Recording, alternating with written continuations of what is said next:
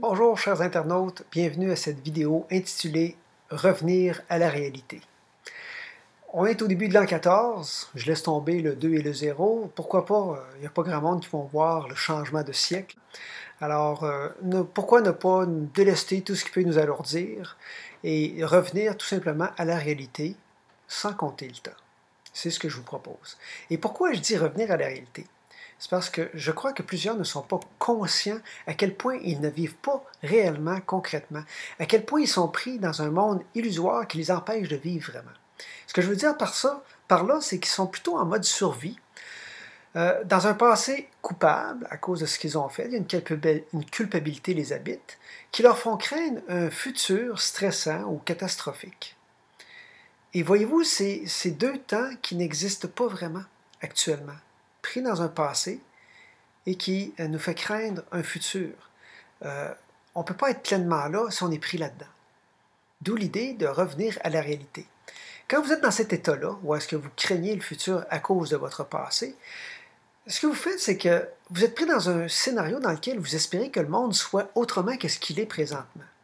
Vous n'êtes alors pas vraiment là, vous n'êtes pas vraiment vivant, on ne peut pas dire ça, car vous vivez à côté de votre vie actuelle, en sachant pas réellement qui vous êtes, dans le fond, on peut dire que vous êtes perdu. Je déclare ça parce que notre vraie nature, ou votre vraie nature, c'est paix, joie de vivre, amour. Ça, c'est ce qu'on est réellement. Alors, si moi je suis plutôt dans un état d'esprit qui me rend malheureux, que je me crois menacé, j'ai une tendance à procrastiner, si j'ai peur, quand je suis stressé, je vis pas vraiment ma vraie nature, donc je suis pas là, ici, avec moi-même. Je suis plutôt pris dans un monde illusoire. Vous allez me dire, ben voyons donc, tout le monde a des problèmes dans la vie, puis c'est pas vrai, tu sais pas de quoi tu parles. Mais est-ce que c'est vrai qu'on a des problèmes à ce point-là dans la vie? Moi, j'aimerais qu'on se pose la question, qu'y a-t-il de réel dans mes supposés problèmes? Combien de ces problèmes-là existent vraiment? Autrement dit, combien de tous mes problèmes me retiennent dans le passé et me font craindre le futur? Et moi, je vous dis, dans le fond, lesquels font en sorte que j'apprécie pas pleinement le présent, que je ne vive pas le présent. Et moi, ce que je vous dis, c'est que tous les problèmes, toutes les difficultés, toutes les pensées qui vont faire en sorte de m'empêcher de vivre le présent maintenant, m'entraînent dans un monde illusoire qui n'existe pas vraiment, mais qui me font expérimenter à ce moment-là la souffrance. Un point important. C'est la raison pour laquelle je vous encourage à revenir à la réalité toute simple, au moment présent, le seul temps qui existe concrètement. Le temps, c'est une succession de moments présents. Si on est capable de vivre ça, on va vivre heureux. Puis je vous donne un exemple pour vous convaincre de l'inutilité d'entretenir des pensées qui nous stressent, qui nous ramènent soit dans un futur à craindre ou quoi que ce soit. Mon petit exemple est bien simple, mais peut-être ça va parler à plusieurs personnes. Dans la façon dont ça se passe pour moi, je ne vois pas comment je vais réussir à payer mon prochain loyer. Imaginons qu'on était au début du mois. OK? Mais est-ce que ce n'est pas une pensée qui est stressante, ça? Puis cette pensée-là, est-ce qu'elle est vraie? Dans le fond, est-ce que c'est vrai que j'ai à craindre le futur? Et ça, que vous soyez dans une situation difficile ou pas, c'est pas le point. Le point, c'est comment est-ce que vous êtes quand vous entretenez cette pensée-là? Comment vous sentez-vous? Ça, c'est la bonne question à se poser. Quand elle vous habite, cette pensée-là, comment êtes-vous? Moi, je vous prédis que probablement c'est un peu la panique. Vous perdez vos moyens, vous êtes vraiment stressé, vous pouvez même avoir honte de ce que vous vivez, de vous penser être un incapable à cause de cette circonstance-là. Donc, vous n'êtes pas là, puis vous avez le goût de disparaître. En fait, quand une pensée comme ça nous habite vraiment, on est déjà perdu dans un monde qui n'existe pas. Pourquoi je dis ça? Parce que votre loyer est payé pour le mois et vous n'en profitez déjà plus. Vous agissez comme quelqu'un qui a déjà perdu son loyer, qui était là, sans pour autant l'être. Ça, c'est le problème.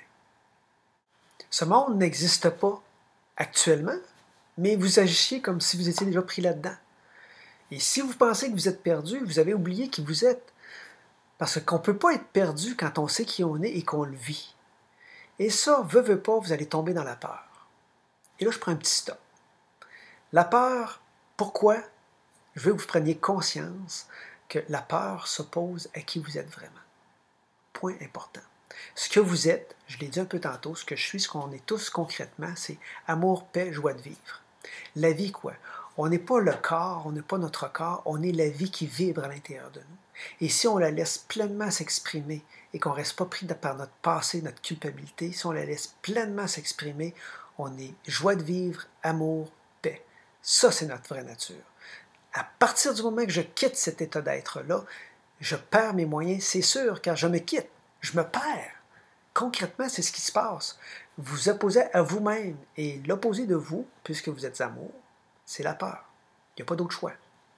Je suis animé par l'amour, je suis moi-même, ou je suis animé par la peur. Je suis à l'extérieur de moi. Je ne suis plus moi-même. Je suis hors de moi. L'amour est en moi, la peur est en moi. Dès que je suis en guerre, dès que je suis dans la peur, je suis hors de moi. Voyez-vous à quel point c'est un critère facile à reconnaître, si oui ou non, je suis en train de vivre le moment présent. Je reviens à l'exemple de la pensée stressante que je vous ai donnée. De la façon dont ça se passe pour moi, je ne vois pas comment je vais réussir à payer mon loyer dans le prochain mois, la prochaine année. Cette pensée est une pensée de peur car elle s'oppose à qui je suis vraiment. Ça veut dire qu'elle est erronée, elle est fausse, cette pensée. Puis ce qui est fou là-dedans, c'est rien qu'une pensée, mais elle a le pouvoir de me faire vivre l'enfer à partir du moment que j'y crois. Et c'est moi qui crée ça. J'ai donc deux choix. Je crois à cette pensée-là, je me stresse avec, je vis un monde illusoire, souffrant, qui génère du désespoir, que je crée moi-même. Deuxième choix, je reviens à la réalité toute simple, telle qu'elle est, et je sais qu'actuellement j'ai un toit sur la tête. C'est vrai.